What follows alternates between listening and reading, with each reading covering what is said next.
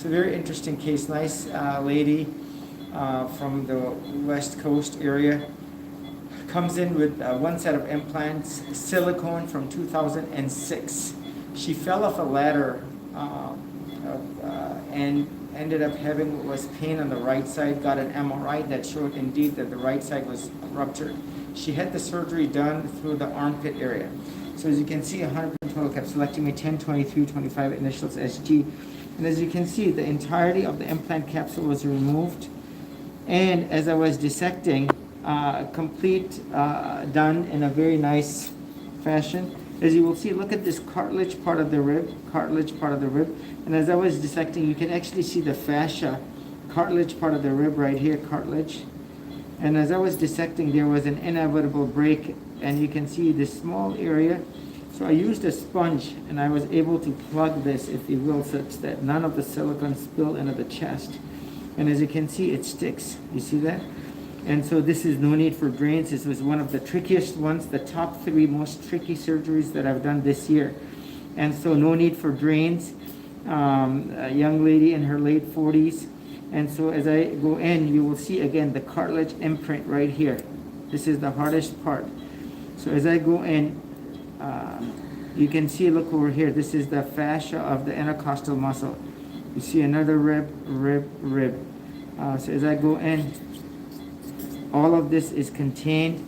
This is supposed to be the nicer, better, safer gummy bear implant that was introduced into the market. And you can see, look how molten this is, right? Look, it's completely, and if you ask me, it was not the ladder that did this, it was done to begin with. Because you can take a baseball bat and hit the implant 10 times. None of this spilled into the chest. You're going to see it's going to continue to spread. You can see how thin this capsular tissue area is. You can see my glove underneath.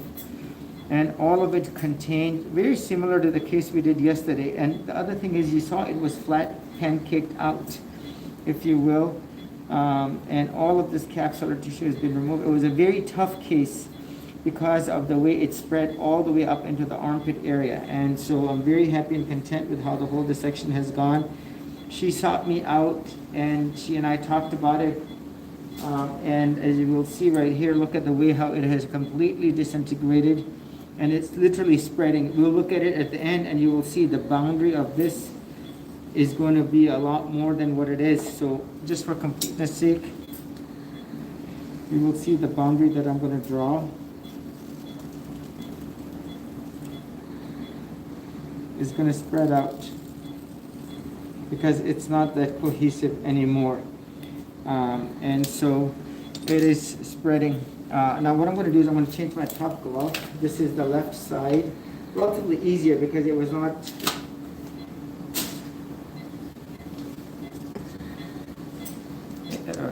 ruptured. You can see it's contained itself. And if I go and you can see some areas so thin, complete total capsulectomy, all inflamed tissue removed.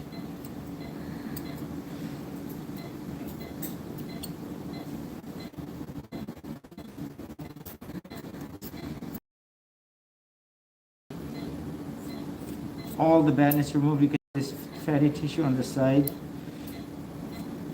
If I take a ruler and I put it right here, you can see how transparent thin it is. So no matter how thin, the entire capsule has to be removed.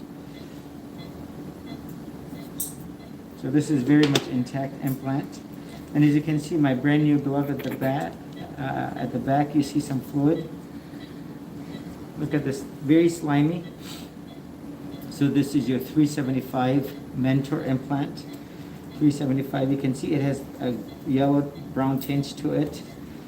And you can see, so a take home message again, you see this fatty tissue right here? See how thin this capsular tissue is? That has to go. This fatty tissue right next to this very thin capsule has to go as well, because that's where this leaching of the silicone has spread to. There was a case that I reviewed yesterday, the pathology came back, it showed fat necrosis. So remember, this is all pro-inflammation state. So very interesting, look at this, the way how it is slowly spreading out, you see? So it's not cohesive anymore. There was a nice kind of 1 centimeter boundary. and the way it is spreading to the side. If you wait 20 minutes, you're going to see it's going to have crossed toward to the other side.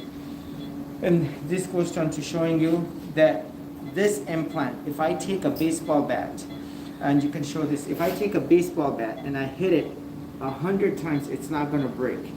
But over time, when it's incubated at 98.5 with all the stresses and the forces, over time, implants are not cohesive. I want to go ahead and point out, look at the shell of this implant right here. This is all it was contained, no need for drains. You do not want this to rupture and be left behind, right? And you can see right here, the shell is made up of a different material than the inside. And so the inside, as you can see, yes, it is cohesive, but it is liquefied. And see how it's spreading to the side. And we don't want any of this. If you take this to a third grader and ask them, would you want this in their body? As you can imagine, they're going to completely say no. So the implant will be returned to the patient capsules to be sent to pathology, rule out the rare BIL, CL, CD30 analysis, rule out lymphoma, rule out malignancy, rule out any abnormal pathology, cultures for aerobic, anaerobic, and fungal, no need for drains.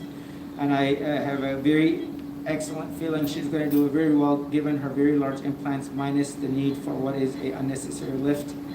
So there you have it. This is Dr. Khan, Executive Plastic Surgery.